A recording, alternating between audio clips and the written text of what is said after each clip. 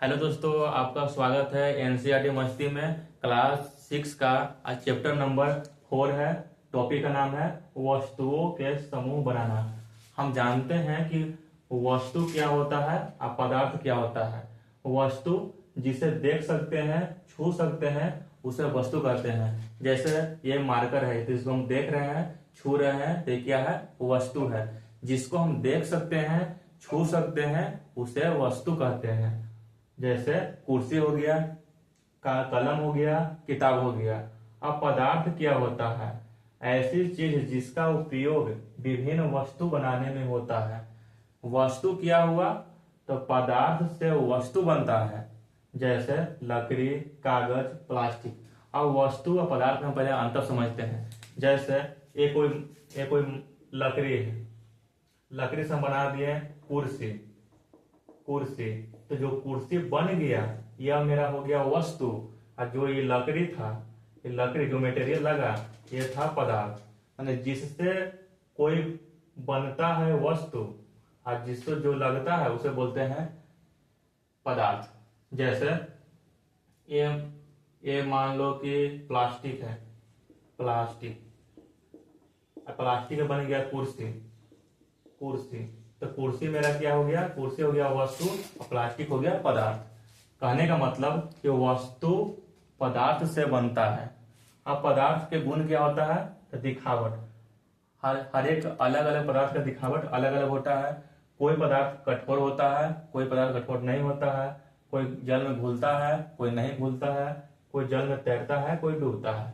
अब वस्तु कितने प्रकार के होते हैं? तो वस्तु 3 प्रकार के होते हैं। पहला है पारदर्शी, इसको इंग्लिश में बोलते हैं ट्रांसपेरेंट। ट्रांसपेरेंट वैसी वस्तु जिनसे होकर प्रकाश पार कर जाती है। जैसे यहां से हम लाइट बारे और इससे होकर प्रकाश अगर पार हो गया, प्रकाश जिस वस्तु से आर पार हो जाता है उसे बोलते हैं पारदर्शी, इंग्लिश में ट्रांसपेरेंट। जैसे कांच, हवा, पानी, कुछ प्लास्टिक, जो पतला सा प्लास्टिक होता है उससे भी प्रकाश पार हो जाता है, तो यह पारदर्शी वस्तु है।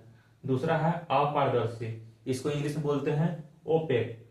जो वस्तु से प्रकाश आर पार नहीं होगा उसे बोलते हैं अपारदर्शी।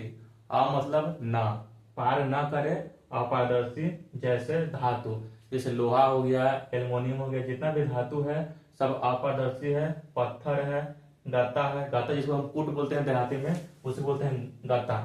गत्ता हो गया, लकड़ी हो गया, ये सब क्या है? अपारदर्शी। तीसरा है पारभासी, इसको इंग्लिश में बोलते हैं ट्रांसलूसेंट। प्रकाश हम अगर प्रकाश गुजारेंगे तो पूरा पूरा प्रकाश पार न होके कुछ पार होगा, कुछ पार नहीं होगा, उसे बोलते हैं पारभासी।